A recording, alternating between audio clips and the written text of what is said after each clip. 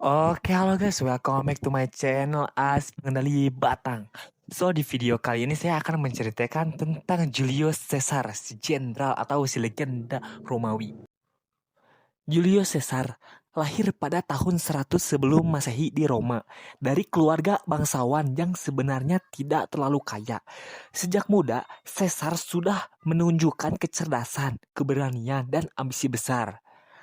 Ia bukan tipe orang yang puas jadi penonton sejarah, tapi ia ingin menulis sejarah itu sendiri.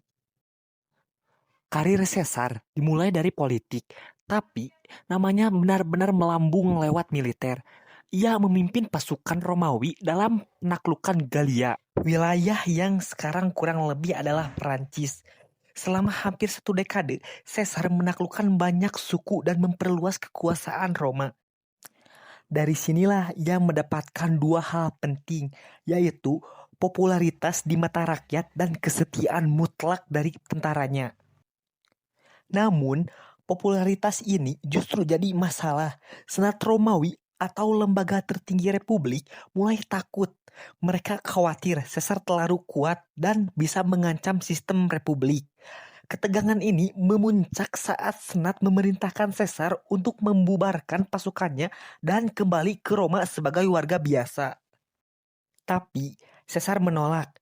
Pada tahun 49 sebelum Masehi, ia mengambil keputusan besar dengan menyeberangi Sungai Rubicon bersama pasukannya. Ini adalah pelanggaran hukum serius dan tanda dimulainya perang saudara. Disinilah muncul ungkapan terkenal, yaitu Alea HS atau dadu telah dilempar dan tak ada jalan kembali. Singkat cerita, Caesar akhirnya menang. Rival utamanya Pompei dikalahkan. Setelah itu, Caesar menjadi penguasa paling kuat di Roma dan diangkat sebagai diktator. Awalnya sementara, lalu diperpanjang hingga akhirnya ia dinobatkan sebagai diktator seumur hidup. Sebagai pemimpin, Caesar melakukan banyak reformasi.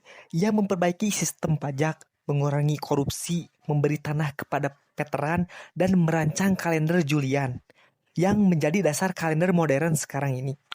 Bagi rakyat kecil, Caesar adalah pemimpin yang peduli dan tegas. Namun, bagi banyak senator, Caesar adalah ancaman.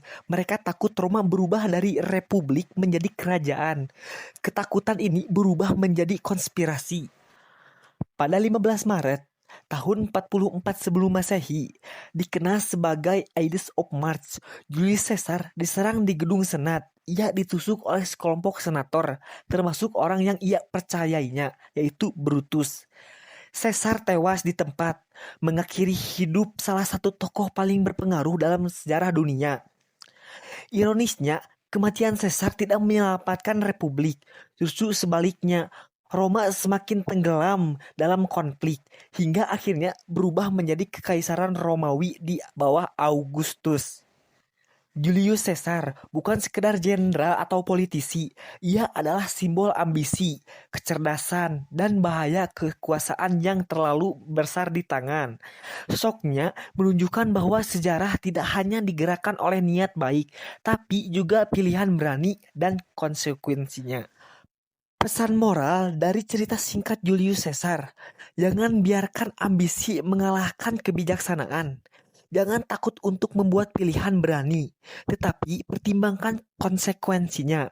Dan yang terakhir, kekuasaan harus digunakan dengan bijak dan bertanggung jawab. Oke guys, sekian dari saya.